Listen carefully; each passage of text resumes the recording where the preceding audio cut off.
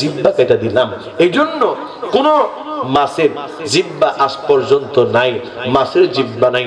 এই জন্য যে হুজুর আপনি একটু গীবতের বিষয়ে কথা বলেন, গীবত বড় মারাত্মক জিনিস। শেষ করে দিচ্ছি, 11টা বেজে গেছে। বড় মারাত্মক জিনিস। যে মানুষটা গীবত করে সে তার মরা ভাইয়ের গোশত খায়। শুধু তাই নয়, গীবত কত বড় খারাপ জিনিস আপনি শুনে অবাক হবেন। আমার আল্লাহ যেদিন হযরতে আদম সফিউল্লাহকে দুনিয়াতে পাঠাবেন, তার আগে ইবলিস শয়তান তো দুনিয়াতে এসেই পড়েছে। ইবলিস শয়তান মাছের কাছে গেছে, মাছরে যায় কয়, মাছরে আদম আইতাছে দুনিয়ার মধ্যে, আদম আইতাছে, আদম আসার পরে তোদেরকে দইরা দইরা দইরা দইরা খাইব। তো এক মাসে আরেক মাসে খবর দেয়, এই মাস ওই মাসে খবর দেয়, ওই মাস ওই মাসে খবর দেয়। এখন আমার আল্লাহ কই, এই কাজটা আমার কাছে পছন্দ হয়েছে না। আমাদের দেশের মধ্যে কিছু মানুষ আছে, হের কথা হের কাছে লাগায়, হের কথা হের কাছে লাগায়, হের কথা হের কাছে লাগায়। এই রকমের বাজান গীবত করেন না মানুষ আপনাদের এই দেশের মধ্যে আছে না নাই? আওয়াজ দিয়ে বলেন আছে না নাই? আমার আল্লাহ কয়, মাসরে তোরা যেহেতু এই কাজ করছো, আমি আল্লাহ তোদের জিহ্বা কেটে দিলাম। এই জন্য কোন মাছের জিহ্বা আজ পর্যন্ত নাই, মাছের জিহ্বা নাই। এই জন্য গীবত বড় মারাত্মক জিনিস, গীবত বড় খারাপ জিনিস। আমি এই বিষয় নিয়ে অনেক আগে কথা বলছিলাম, আমাকে অনেকে প্রশ্ন করছে, হুজুর এটা কোন জায়গার মধ্যে আছে? এটা আপনারা পাবেন মুকাশাফাতুল কুলুবের মধ্যে, ইমাম গাজ্জালী রহমাতুল্লাহি আলাইহির কিতাব, এটার মধ্যে পাবেন। আপনারা একটা পাবেন ওয়াজে বেনজীরের মধ্যে, আপনারা এটা পাবেন নুজহাতুল মাদারিসের মধ্যে।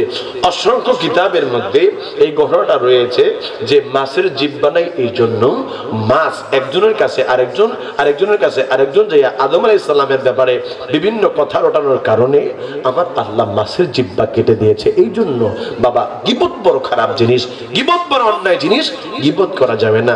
আখিরি কালাম, আখিরি কথা হচ্ছে, আমি আপনাদেরকে বলে যাব, মা বাবার খেদমত করবেন, মা বাবার সাথে ভালো আচরণ করবেন। মা বাবার জন্য আপনি বাড়ির মধ্যে আপেল নিয়ে আসছেন, পোটলাটা বিবির কাছে না দিয়া মার কাছে দিবেন। বাবা মাই দেখবেন, তার বাকি কিন্তু একটাই, ওই যে বিবির হাতে দিয়েছেন, বিবি কিন্তু সবার জন্য একটা একটা করে আইনা আপনার মার হাতে একটা দিত। এই পোটলাটা আপনি মার কাছে দিলে মা সবার কাছে একটা একটা করে দিয়ে মার কাছে একটাই থাকবে বাবা। এই জন্য ওই মায়ের খেদমত করেন, বাবার খেদমত করেন। আমি আমার প্রিয় ভাইকে বসায় রেখে আমি কথা বলবো না। একদিক থেকে তিনারা হচ্ছেন আওলাদে ওলি, মারহাবা বলেন।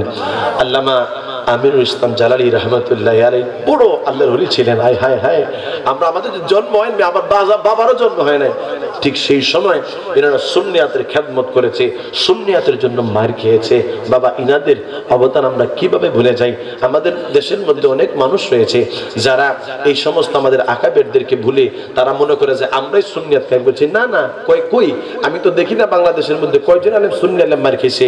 বরং আমিনুল ইসলাম জালালী রহমতুল্লাহি আলাইহি, আবেশাল মাদানী রহমতুল্লাহি আলাইহি, আলী আকবর রিজভী সাহেব রহমতুল্লাহি আলাইহি সহ, আকবরের রিজভী সাহেব রহমতুল্লাহি আলাইহি সহ অসংখ্য আমাদের আকাবেরগণ তারা বাতিলদের কাছে মার খেয়েছে। কথা বলেন ঠিক কিনা?